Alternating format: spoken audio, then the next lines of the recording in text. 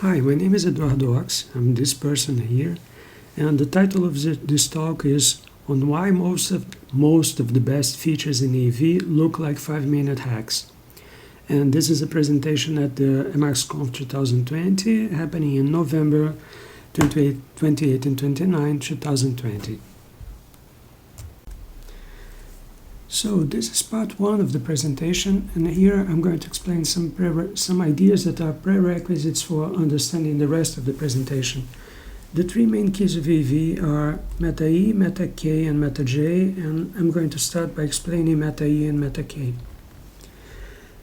Meta-e is used to follow a hyperlink, and technically it is essentially just a Ctrl-E to move to the end of the line, and then a Ctrl-X, Ctrl-E to execute the sexp before point at the end of the line. And the thing is that Emacs comes with many functions that can be used as sexp hyperlinks. We can consider that they point to somewhere. I'm going to refer to that as the target of the hyperlink.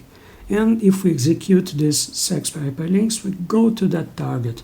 For example, this one is a hyperlink that points to a buffer with a manpage for cat.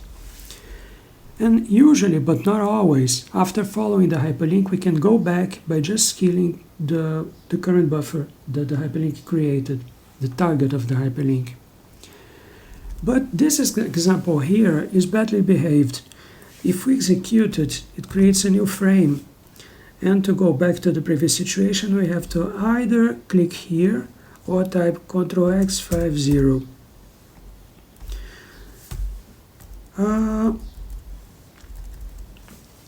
So here are some examples of sex hyperlinks using standard Emacs functions. This third one is badly behaved in a different way. If we execute it, the target is created in the same window as we are now. But it also shows a lot of garbage here in the echo area, so the current frame becomes a bit messy. And well, one of the first things that I did when I was creating EEV many years ago was that I created variants of all these functions that were better behaved. And they were better behaved in two senses. The obvious one was that they all created the target in the same window as before, so I could go back by just typing meta-k, which is essentially just killed this buffer. And but I also implemented something extra that are the post-spec lists. For example, these extra arguments here are a post-spec list. And these extra arguments specify a position in the target buffer. And in this example, this post-spec list means starting from the beginning of the buffer, search for the first occurrence of this string after the beginning of the buffer, and then search for the first occurrence of this string after that. EEV also defines some hyperlinks that do not create new buffers. Here is the first example. If I execute this one is a hyperlink to the result of running this shell command, date. But instead of showing the result in the new buffer, the result is shown here. So if I execute this hyperlink, the result of date, the output of date is shown in the echo area, and if I execute it again, it shows the result again, and the result changes every second. And so this is a variant of find-sh.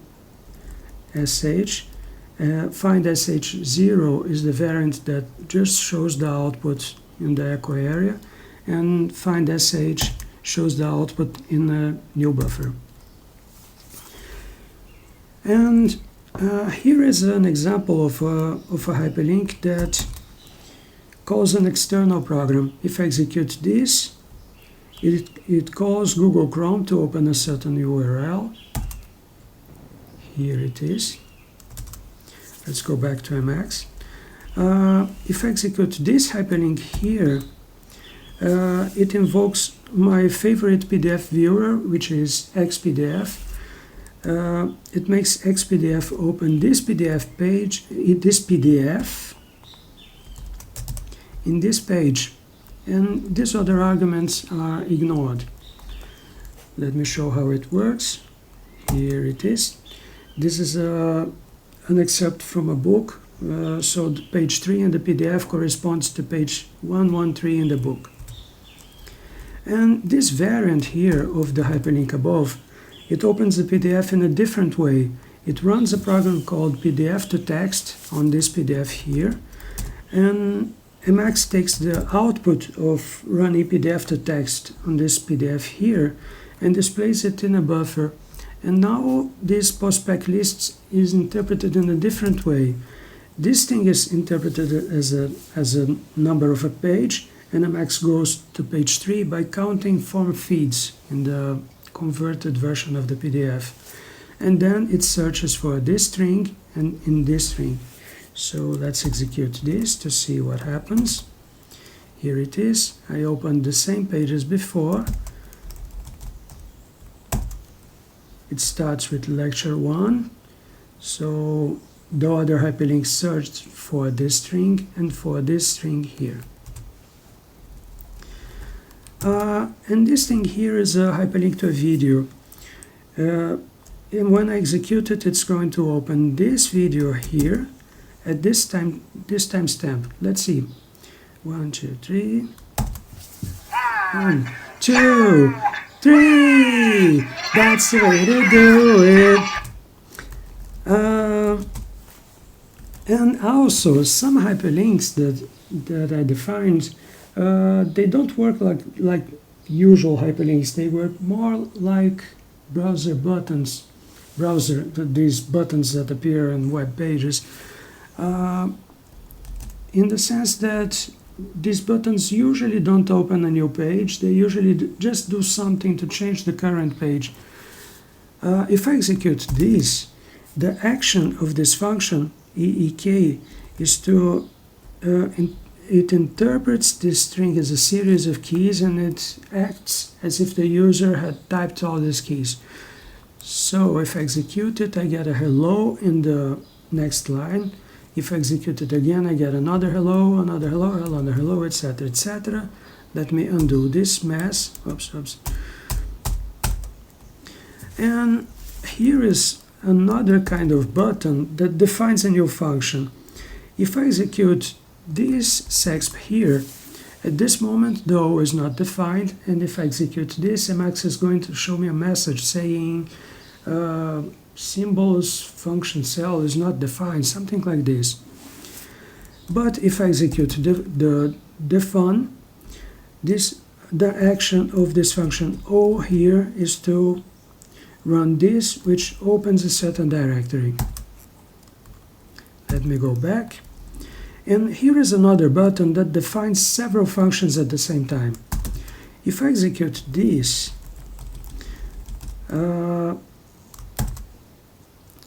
note that the result of executing this expression is the name of one of the functions that it defined, that is this one here. And let me explain these examples.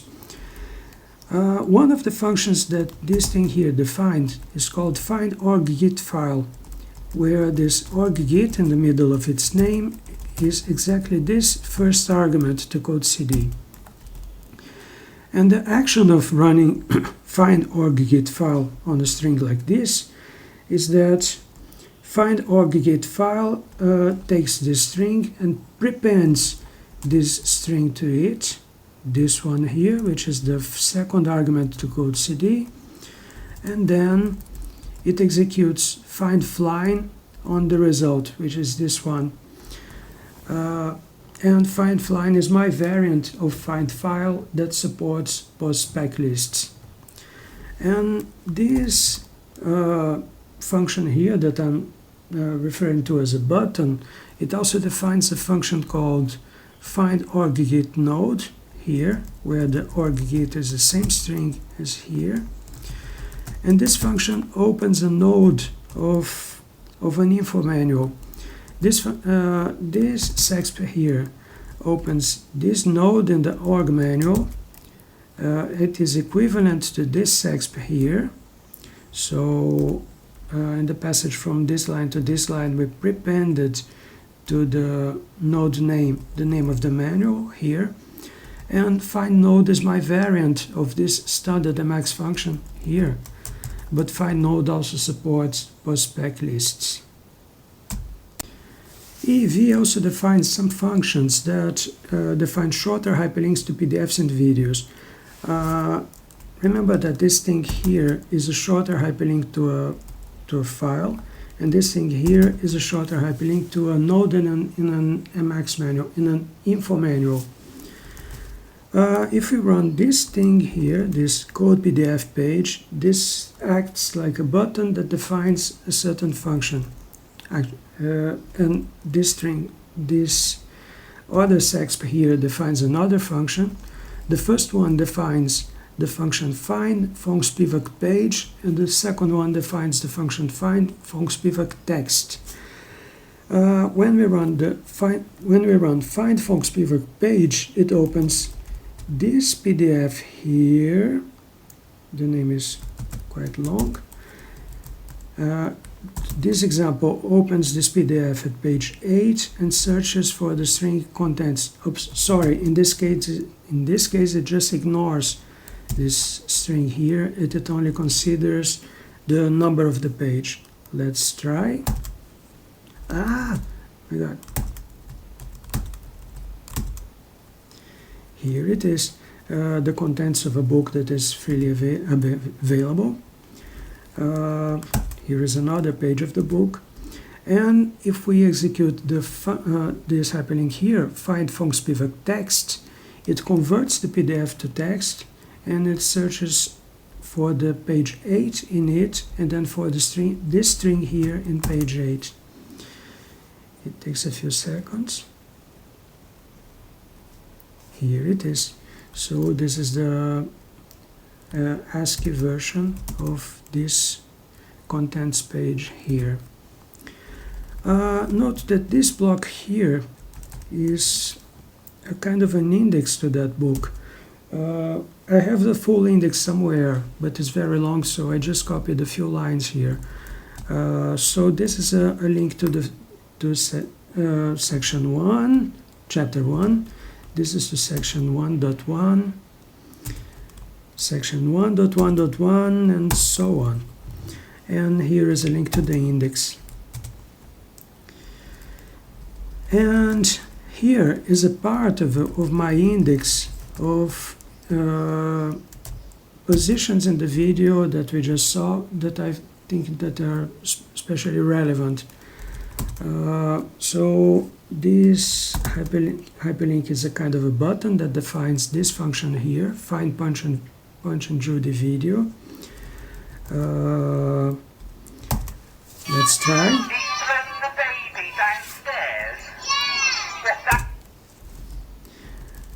And we can also use this for video tutorials. For example, this is a very good tutorial on Magit.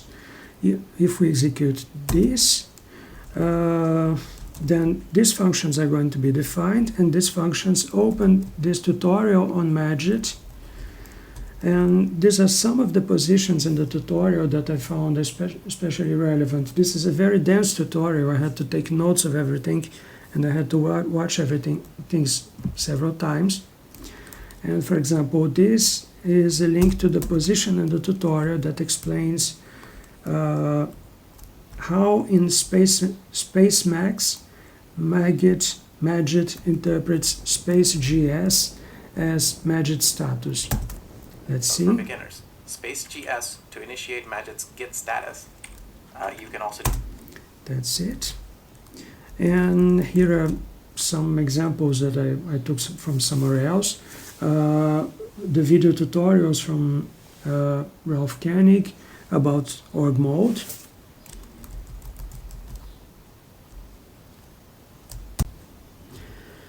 Now let me show how the functions that define these shorter hyperlinks are implemented. The standard way in Emacs to define functions that define other functions would be with macros. Let's see an example. This is a standard function that defines new functions. And if we execute it, one of its result is the last function that it defined, which is eeglyph, which is here. It's implemented as a macro. We can look at the result of macroexpand, which is going to show us the result of the expansion of this. Instead of expanding and executing, it just expands and shows us the result. Here the result is a bit messy, is too big for humans to understand, but we can run this or the sexp here that takes that result and pretty prints it. So this is the pretty printed version of this macro here. We can see that it defines several functions here, for example this one.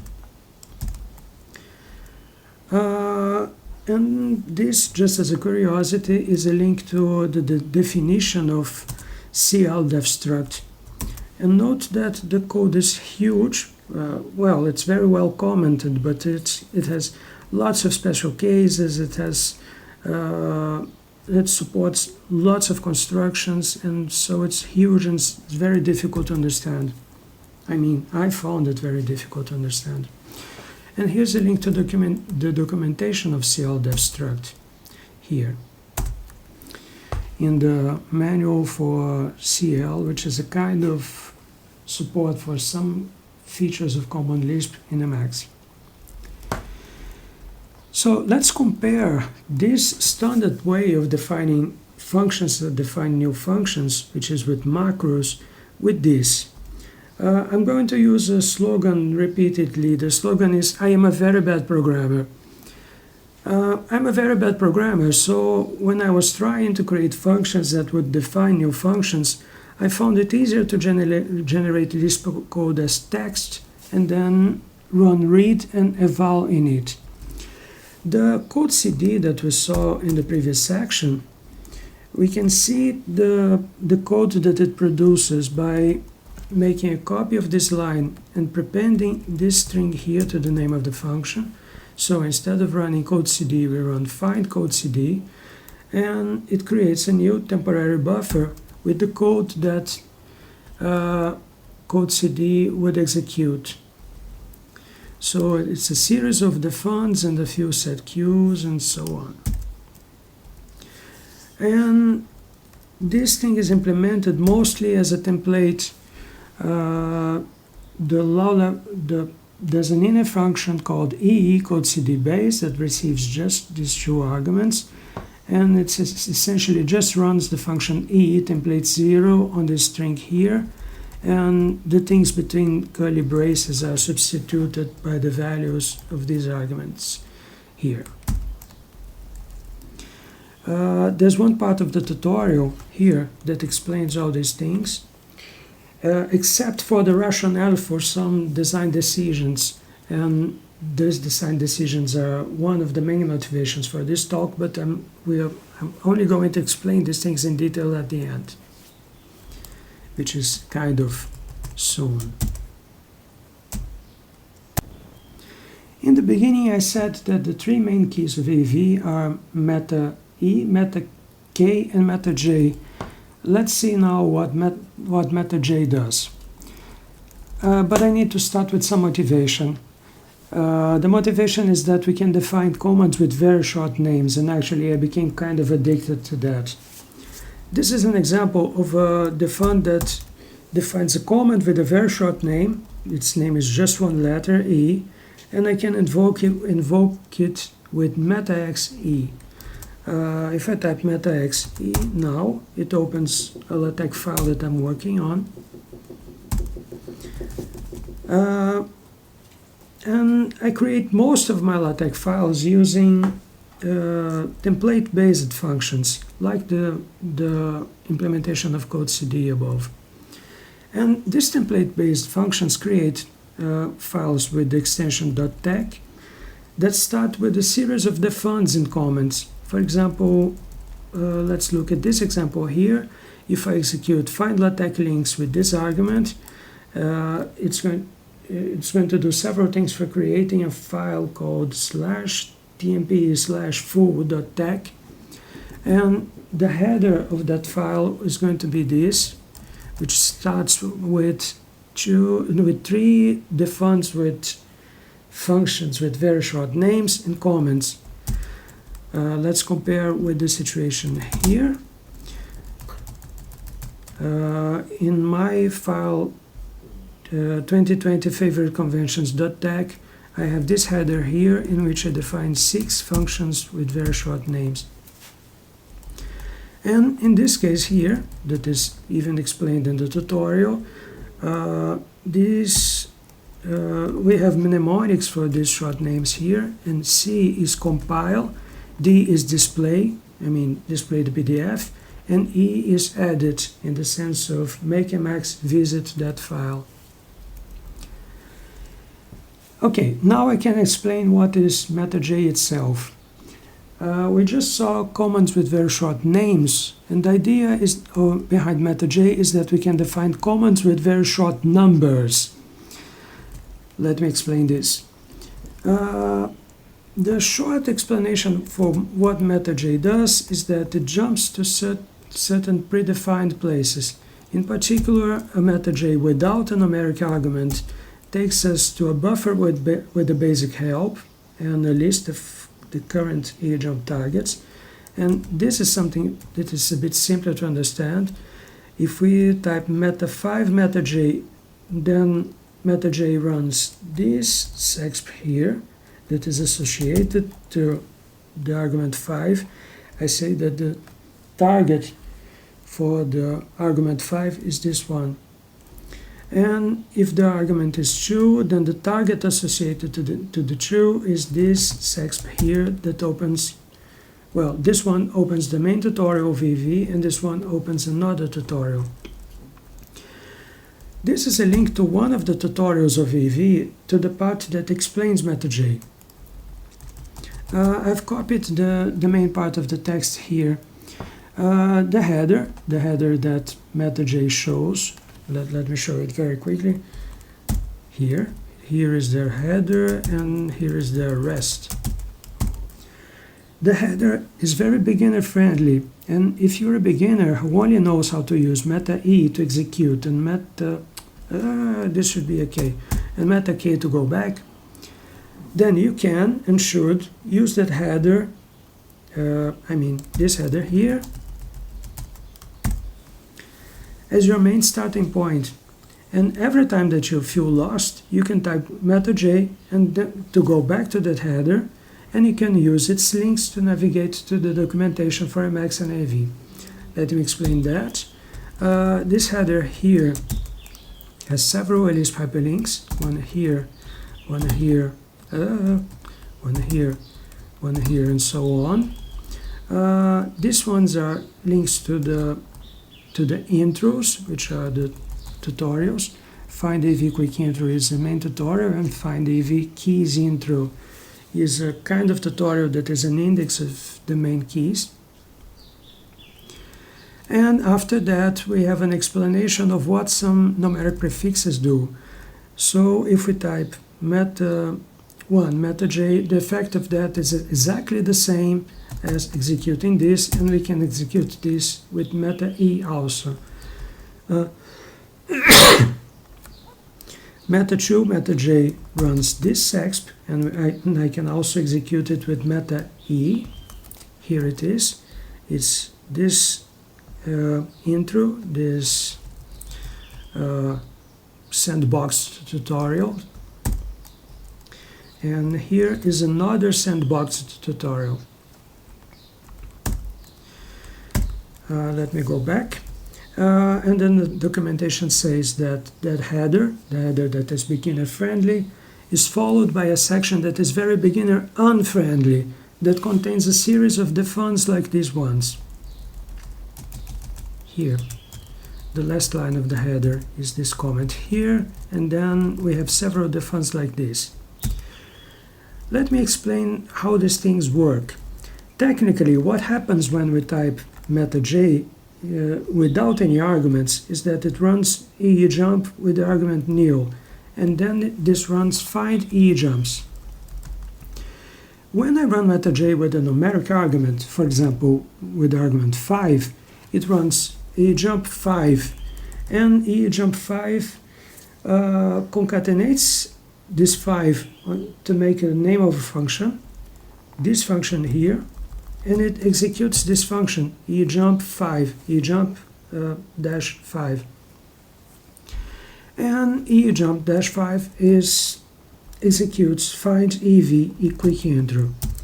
If I execute just meta-j, the section that shows the current eejump targets has a line for eejump 5. That is exactly the thing that I was explaining before. So we can use meta-j to navigate the tutorials, and we can copy the links. We can copy links to tutorials to our notes. This has some typos. For example, if I execute this, I go to a section of this tutorial here that explains the main keys of EV, and these things are hyperlinks. I can mark a hyperlink like this. It is just plain text, and I can copy it to my notes. And the idea is that every time that I find something that is interesting, I can create a hyperlink to it, and I can put these links in my notes so I can navigate back to all the interesting positions very quickly.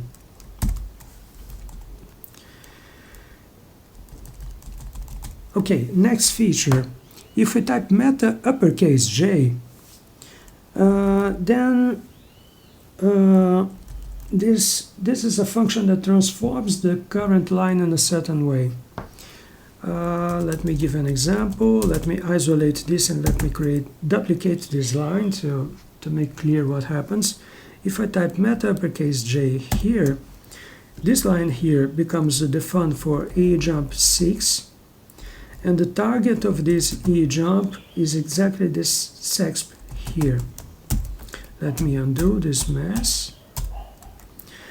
And if the first word in the line is not a number, for example here, let me do the same thing, duplicate the line and type meta-uppercase-J. Then meta-uppercase-J converts that to a defun that defines a function with a very short name. And this function with a very short name opens this file here in the directory with a copy of the Git repository for org mode. Let me undo the mess again. Oops. That's it. Meta-uppercase-J is a particular case of something that I use a lot in EV. EV has lots of commands that key sequences that are like meta-uppercase-letter, and almost all of them operate in the current line and transform the current line in a certain way. For example, this is a file name, and if I type meta-uppercase-F here, it becomes a link to that file. This is the name of a manpage, and if I type meta-uppercase-M here, it converts that to a link to a manpage, and this is a shell command, and if I type meta-uppercase-S here, it converts that to a link to find shell. And until a few years ago, these functions with meta-uppercase-letter were half of my main ways of creating sex hyperlinks with few keystrokes. In the beginning, of course, I had to create my sex hyperlinks by typing each character, but after some time I decided that I needed something more efficient. So this is end of part 1 of the presentation. So this is part 2 of the presentation, and the main theme here is the standard describe key function that comes with Emacs and my variant of it. The thing is that the standard described key in Emacs is user-friendly, but it is hacker-unfriendly. Well, I felt so. And when I tried to complement it by writing a hacker-friendly version of it that produced the sexp hyperlinks that I needed, I got something that I found really lovely. And several of the main design decisions of EEV can be seen there. But when I showed my variant to other people, they hated it. They felt that it was totally against their notions of user-friendliness. Okay, so let's see the standard described key. If I run this hyperlink here, I get the result of running described key on the key down. And this is a big buffer with some things in italics and some hyperlinks here. These hyperlinks are standard in the sense that their targets are not visible, and they are implemented using buttons in Emacs-Lisp. This section of the Emacs-Lisp manual describes how buttons work. And the source code is quite difficult. I mean, when I was starting to try to decipher this, when I was a beginner using Emacs 19.34, I felt that this described key was very difficult to understand, and I felt that the designers, the people who wrote it, were sacrificing too much of the hacker friendliness that I was expecting from it to make it beginner friendly. Let me explain what are the problems with the standard described key. If we think that hyperlinks are things like this, with a target and a text, then in the button hyperlinks of described key, these three bad things happen. First, it is hard to extract the target from the hyperlink. Second, it is hard to recreate Lisp code that would go to that target. And third, it is hard to copy the full hyperlink, including the target, to other buffers. I only knew how to copy the text. When I was trying to decipher what described key was doing, I created lots of hyperlinks like this to inspect the text properties and things like that. For example, in the description of the key down, here, we have a button that points to simple.l. The text of that button is simple.l. This hyperlink goes to the middle of this button hyperlink here. This hyperlink here goes to the middle of the button of this button hyperlink, and then inspects its text properties, and then goes to this section here of the description. So this is a high-level description of the text properties. I mean the text properties that make it a button, and this is a lower level description of these text properties. And the button that points to forward line, sorry, the button whose text is forward line, this one is slightly different. This hyperlink here goes to the middle of that button, and this hyperlink goes to the middle of that button, inspects its text properties, and goes to the section of this button, of this help buffer here, that describe the button and the lower level view of the text properties. So I started with things like this to understand what these buttons were doing, and I was able to figure out how these things are implemented in described key and in similar help functions in Emacs. And I discovered that one of the main lower level functions that Emacs use for this is a function called find function no select. If I run find function no select on next line, it returns a pair, a const made of a buffer and a position. So I created functions that would follow this, that would open that buffer in that position, and then this is a postspec list. So I could go to these positions and then search for this string and another string and another string and so on. So this goes to the definition of find a function and then to a string after it. and I use these things to implement my own functions that pointed to the same targets as the button hyperlinks and describe key. Again, let me show the comparison. This is the standard describe key here, and this is my variant. It creates a buffer with links, with elisp hyperlinks about this key. We get this.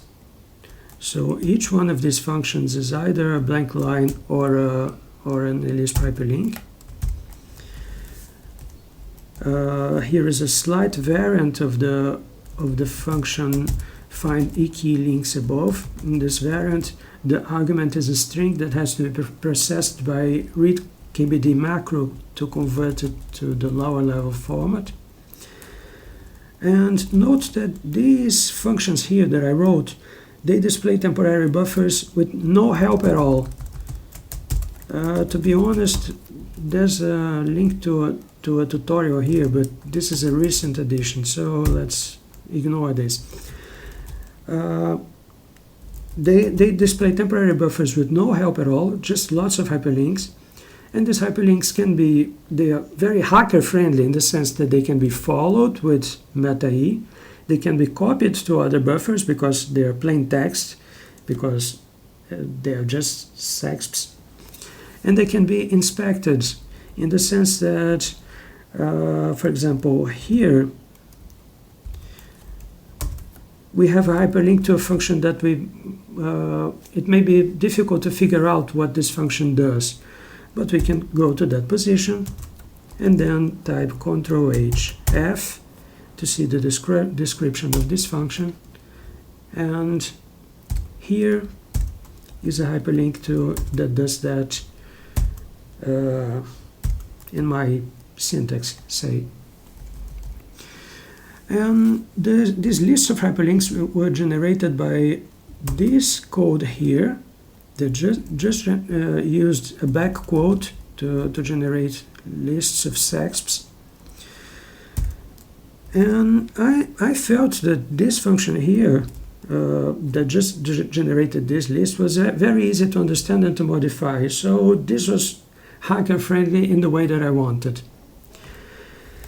And so I started using this, and this idea of using buffers with sexp hyperlinks and no help violated all the notions of user-friendliness that I knew. So I was exploring something new at that time, and this is the end of part 2. Part 3 of this presentation is about the killer features of EEV, or why everybody should use EEV, or at least have EEV installed, even if they think that EEV is too weird. So this is a very quick listing. EEV has elisp hyperlinks, which are super nice. It comes with lots of tutorials. The main one here explains all the main features. There's also a tutorial that's an index of all the other tutorials. Here, many tutorials. If we forget everything, we can just type meta-J, and remember that this part here is beginner friendly and the rest is beginner unfriendly. There's a tutorial on Emacs-Lisp here. It mainly explains how to understand Lisp code, which is much easier to understand Lisp code than to understand how to program in Lisp. And most people are only going to need this. EEV is very easy to install. It's in Helper, so we just need to do this thing here. And it's very non-invasive. Several years ago, it was a very invasive package, but then I changed everything. Now, if we toggle EEV mode on and off, what's going to happen is just that the EEV key map becomes activated or deactivated. And when we install EEV, when we require EEV, the only things that happens globally are these things here. Several functions and variables become defined. All of them have standard prefixes except for one. 3 characters are changed in the standard display table to make them appear as colored glyphs, the red star and the open double angle brackets and the closed double angle brackets, and 2 environment variables are set, and this is a trivial technicality. We just run a def advice around one function that is used by man, just this. Also, EEV has a very high discoverability factor, and there's a way to create a very easy way to create a hyperlink to here. I do not have time to show this now, but for example, if I'm here in a tutorial and I think that this section is something interesting and I want to create a hyperlink to it, I just have to type a certain key sequence here, and here I got a hyperlink that I can copy to my notes, and this hyperlink goes to that section. Oops. We have hyperlinks that point to specific positions in PDF documents and in video files. Here, this one opens a PDF and displays it. This one opens a PDF and converts it to text. And this one opens a video in a certain position. And we also have a way to control shell-like programs. In my presentation of the last year, I spent 1/3 of the presentation explaining this, and I think that I gave a very good demonstration there. The demonstration is here. We can go to the web page and go to this section of the web page and start by this point. And here we have an explanation and so on, whatever. And I've already mentioned this before, EEV comes with a very nice elisp tutorial. So that's it, this is the end of part 3. So this is the last part of my presentation, and it's about the title of the presentation. I called the presentation "Why Most of the Best Features in EEV Look like 5-minute hacks." I've already run out of time, so I have to skip this first part here, in which I describe how I was exposed to several different notions of user-friendliness, and how the one that really blew my mind was the one in a certain thought environment. And let me make the long story very, very short. In all this process, I switched from the belief that the user was always someone else, someone external, and that I always had to write my programs for this external user. I switched from that to the belief that I am the user, and I can play with interfaces that I want. I can write programs with that only I am going to understand. I can experiment with hundreds of interfaces and then select the best ones and document them, and then share them with other people who are also experimenting with interfaces in their own ways. And so EEV has lots of things that are user-friendly in these unusual ways that I've explained before. And if we consider that this notion of user-friendliness is valid, then these things that EEV implement, they are user-friendly and hacker-friendly at the same time. And let me show one example. This is one that really took me only 5 minutes to implement. At one point, a few months ago, I discovered that Sasha Chua's weekly posts about Emacs News were also being posted to a mailing list that is stored at lists.gnu.org, and it's called Emacs-tangents. And I found a way to create the links to the posts in both places, but I had to use a template for that. So what we are seeing here now is a template with the default values. So this means that we have not set the year correctly, we have not set the month correctly or the day correctly. But if we run this sexp here, let me do something else before. If we run this sexp here, we change some of these entries in the template, and we get these links here. They all work. For example, this one opens the blog post in Sasha-Chua's site, and this one opens it in the mailing list.